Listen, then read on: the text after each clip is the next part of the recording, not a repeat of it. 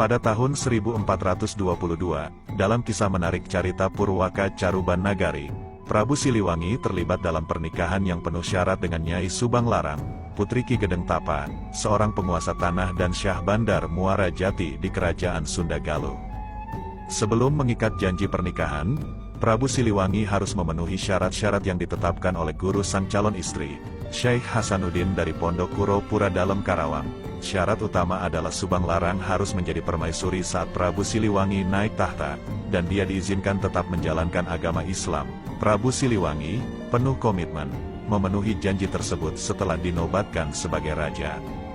Dari pernikahan mereka lahir 3 anak, Raden Wala Sungsang, Nyai Rara Santang, dan Raden Sangara.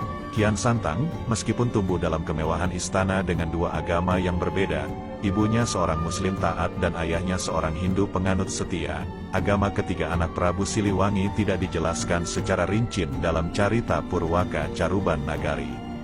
Namun, setelah kematian ibunya, Raden Wala Sungsang, yang ditunjuk sebagai putra mahkota, membuat keputusan besar untuk meninggalkan istana dan menjalani perjalanan spiritual dalam memahami agama Islam.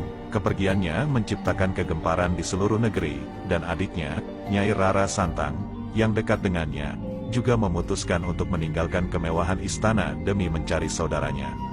Rara Santang memulai pencarian di sekitar Gunung Tangkuban Perahu dan bertemu dengan Nyai Indang Saketi.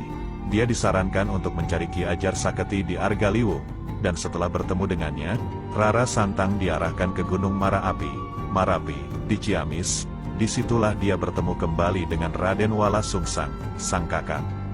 Menurut Islamisasi di Jawa, pertemuan itu menjadi penting karena Wala Sungsang sebelumnya bertemu dengan Ki Gedeng Danuwarsi, seorang pendeta Buddha. Setelah menikah dengan putri Ki Gedeng Danuwarsi, Nyai Indah Gelis, mereka berdua bersama Rara Santang melanjutkan perjalanan ke Amparan Jati, Cirebon. Di Amparan Jati, mereka disambut oleh Ki Gedeng Tapa, kakek dari Rara Santang dan Wala Sungsang, yang merupakan penguasa di sana. Amparan Jati pada saat itu adalah wilayah persebaran Islam pertama di Tatar Sunda. Mereka diperkenalkan kepada Syekh Datuk Kafi, penyebar Islam pertama di Sunda, dan menjadi muridnya. Wala Sungsang diberi gelar Ki Somadullah, sementara Rara Santang mendapat gelar Syarifah Mudaim. Dengan tugas dari guru mereka, Ki Somadullah dan Syarifah Mudaim membangun perkampungan di kebun pesisir sambil menyebarkan ajaran Islam. Menurut Babat Cirebon, daerah kebun pesisir ini adalah pusat penyebaran Islam oleh Ki Somadullah, yang terletak di Lemah Wungkuk, sebelah timur Pasambangan, di dalam administrasi Cirebon. Dengan keberanian dan keputusan mereka, Raden Wala Sungsang dan Nyai Rara Santang mengukir kisah menarik tentang cinta, pencarian spiritual, dan pengabdian kepada agama Islam di tengah perjalanan hidup mereka yang penuh liku-liku. Gagak Lumayung, yang dikenal sebagai Kian Santang, merupakan figur legendaris yang diyakini lahir dan hidup di tanah Sunda. Menurut beberapa sumber, Kian Santang adalah anak dari raja terkenal kerajaan Sunda, Prabu Siliwangi, dan permaisurinya Subang Larang. Sejak kecil, Raden Kian Santang telah dilatih dalam ilmu bela diri. Ketertarikannya pada seni bela diri membuatnya dikenal sebagai ksatria sakti Pajajaran saat remaja, berguru bersama Layung Kumendung, seorang hulu balang Pajajaran saat itu. Kian Santang menunjukkan kecakapan yang luar biasa.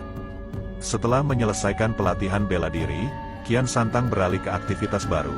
Ia bergabung dengan kelompok berburu di istana dan menunjukkan keahliannya dalam memanah, membidik rusa, kijang, dan berbagai jenis burung dengan sangat tepat. Prestasinya membuat Baginda Raja terkesan, dan Kian Santang diangkat menjadi Senapati Pajajaran. Peran Kian Santang sebagai Senapati tak hanya sebagai putra raja, tetapi juga sebagai pemimpin tentara. Dengan Layung Kumendung, mereka bersama-sama menjaga Pajajaran dari potensi serangan musuh. Kian Santang tumbuh menjadi remaja yang kuat, berani, dan penuh keingintahuan terhadap berbagai hal. Namun, kehidupan Kian Santang tidak berhenti di sana. Ia juga dikenal sebagai sosok ramah dan mencari tantangan. Keahliannya dalam ilmu bela diri membuatnya tak terkalahkan di Pulau Jawa. Bahkan, ia belum pernah melihat darahnya sendiri dan tidak pernah mendapatkan luka sedikit pun selama hidupnya. Meskipun demikian, Kian Santang merasa gelisah dan merenung tentang jati dirinya yang sejati. Ia memutuskan untuk mencari jawaban dengan bertanya pada ahli nujum dan peramal. Petualangannya membawanya menemui Ali di tanah Mekah, di mana ia mengalami pengalaman gaib yang tak terduga. Kisah terkenal dari perjalanan Kian Santang adalah saat ia mencoba mencabut tongkat Ali yang tertinggal di tanah Mekah. Kejadian tersebut tak terduga, karena darah mulai mengalir dari seluruh tubuh Kian Santang. Momen inilah yang membuatnya menyadari bahwa orang yang dicari-cari selama ini, yaitu Ali, sebenarnya telah ada bersamanya. Kian Santang, dengan segala kekuatannya, tidak hanya meraih kesaktiannya dalam ilmu bela diri, tetapi juga menemukan jati diri sejatinya dalam perjalanan spiritualnya. Petualangannya yang unik dan penuh misteri membuatnya menjadi salah satu tokoh legendaris yang tak terlupakan di tanah Sunda. Setelah menemui Ali di Mekah, Kian Santang tak hanya menemukan guru spiritual tetapi juga menemukan cahaya baru dalam bentuk agama Islam. Keputusan Kian Santang untuk memeluk Islam membuatnya menjadi murid dari sosok yang diyakini sebagai Sayyidina Ali, Yundiafi, 1993, H23, berguru lama dengan Ali. Kian Santang mulai memahami ajaran Islam dengan mendalam. Setelah perjalanan panjang di Mekah, Kian Santang kembali ke Pajajaran dengan niat mulia, menyebarkan ajaran Islam di tengah rakyatnya. Namun, ketika mencoba membicarakan hal tersebut pada Prabu Siliwangi, permintaannya ditolak dengan amarah yang menyebabkan Pajajaran berubah menjadi hutan belantara, yang sekarang dikenal sebagai Hutan Raya Bogor dengan prasasti batu tulis. Meskipun ayahnya tidak menerima Islam sepenuhnya, Kian Santang tak berputus asa dalam misinya. Ia memulai penyebaran agama Islam di daerah-daerah terpencil Tanah Pasundan. Limbangan menjadi tempat penyebaran pertamanya di wilayah Priangan Tatar Sunda. Selain Godok Garut, penyebaran agama Islam juga terjadi melalui perdagangan para pedagang Arab dan India di pantai utara. Nama Prabu Kian Santang pun berganti menjadi Syekh Sunan Rohmat Suci.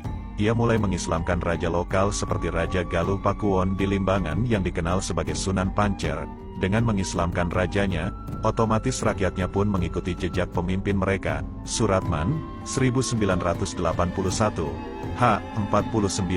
Berkat Sunan Pancer, agama Islam tersebar luas dan berkembang di daerah Galuh Pakuwon. Kian Santang secara aktif mengislamkan petinggi kerajaan dan raja lokal lainnya seperti Santowan Suci Mareja, sahabat Kian Santang, Sunan Sirapuji, dan Sunan Batuwangi di Kecamatan Singajaya. Ajaran Islam kemudian menyebar di seluruh tanah Priangan melalui peran para raja lokal tersebut. Generasi berikutnya, seperti para Sufi Jafar Siddiq, Fatah Rahmatullah, dan Abdul Muhyi, bersama dengan ulama dari Cirebon dan Mataram, seperti Cangkuang Arif Muhammad dari Cirebon dan Pangeran Santri dari Sumedang, melanjutkan penyebaran agama Islam. Dengan berjalannya waktu, ajaran Islam terus berkembang melalui generasi ke generasi, menciptakan warisan spiritual yang tak terhapuskan di tanah Sunda. Perjalanan spiritual Kian Santang tidak hanya mengubah namanya, tetapi juga menciptakan jejak berharga dalam sejarah penyebaran Islam di wilayah tersebut. Di balik kabut legenda Prabu Kian Santang, terdapat sejuta tanya dan ragu.